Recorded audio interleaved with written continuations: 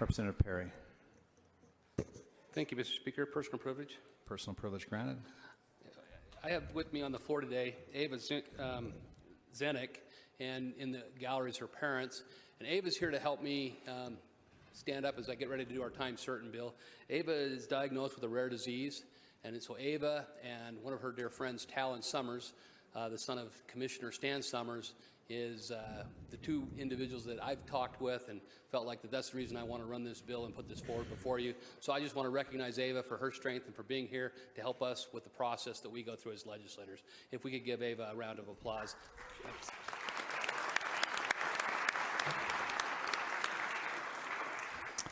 Thank you. Madam Reading Clerk, for items on the time certain calendar. For substitute, House Bill 211, Rare Disease Advisory Council by Representative Perry. This bill was heard in Health and Human Services with a vote of 10-0-2. Representative Perry. Thank you, Mr. Speaker. I'd make a motion to replace first substitute House Bill 211 with second substitute House Bill 211. Motion is to move second substitute House Bill 211. Would you like to speak to that, Representative? Yeah, we did some changing in committee with some things, and so to make it smoother, and there was a couple of spelling things that we wanted to fix in there. So at the advice of our legislative research, we went with a second substitute to fix those issues.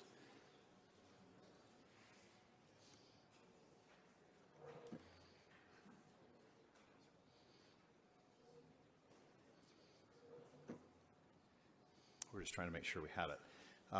Discussion on the motion to move second substitute House Bill 211. Seeing none, I'll place that. All those in favor say aye. Aye. Any opposed? The bill is substituted. Representative Perry. Thank you. I realize that we've talked earlier in the session about having lots of councils, commissions, and that kind of thing. This particular council is, I feel like it's important. We have a sunset in there for in 2025. But for right now, these people, the people that have rare and undiagnosed diseases, really don't have the voice that they deserve to have here upon Capitol Hill. So what we've done is we've worked with the health department, we've worked with the University of Utah, and many of you on your desks probably got a letter from from the Department of Pediatrics at the University of Utah Hospital, talking about how they support this, how they are willing to help us staff this.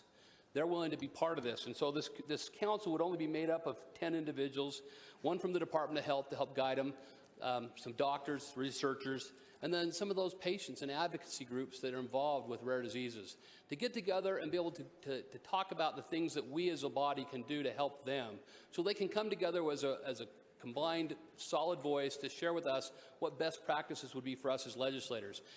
You'll notice there's no legislators on this council. We don't need to serve on there. They'll take care of that, and then they will come back to us as legislators and share with us the best guidance and direction. So we've really made the council fairly small, but so it'll be effective. Others can come and talk to them, but it'll be a very small council. It'll meet twice a year, and it will give voices to people who have rare diseases, undiagnosed diseases, that we are seeing far too many of in our country. Probably everybody in this room knows somebody with a rare disease. And I didn't think that I did it until my father, who passed away about 3 years ago, was diagnosed with inclusionary body myositis. I didn't even know what it was. And then to figure out how to treat it and how to take care of it is the difficult part. And until we can put some focus on those rare diseases, we're going to continue to fail those neighbors, friends, loved ones, the people that we care about. I can tell you, my dear friends of Summers have fought tirelessly to help their son Talon with his rare disease. And I feel like that this is the least we can do, is to give them the ability to have a voice, to be heard. And so with that, I would be open to any questions as to first substitute House Bill 211. Thank you, Representative. Discussion to the bill. Representative Elison. Thank you, Mr. Speaker. I is in strong support of this bill. Not many months ago, my daughter was finally diagnosed with a rare disease. First person in the state of Utah to be diagnosed with the disease, one in about 38 million.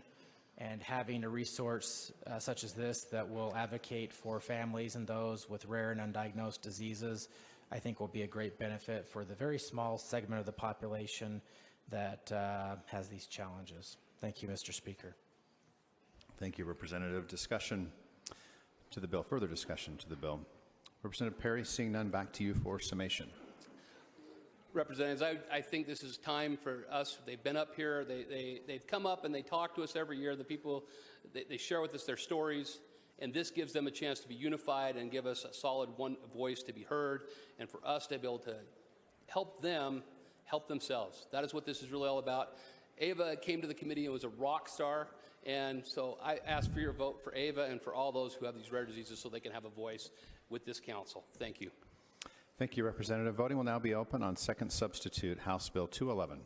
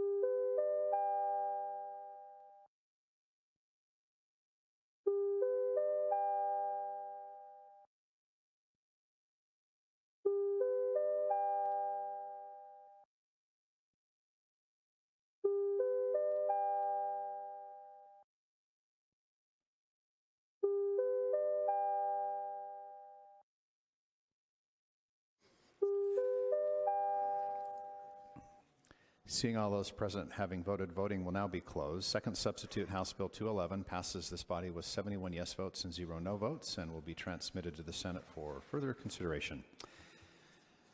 Madam Reading Clerk, for items on the House third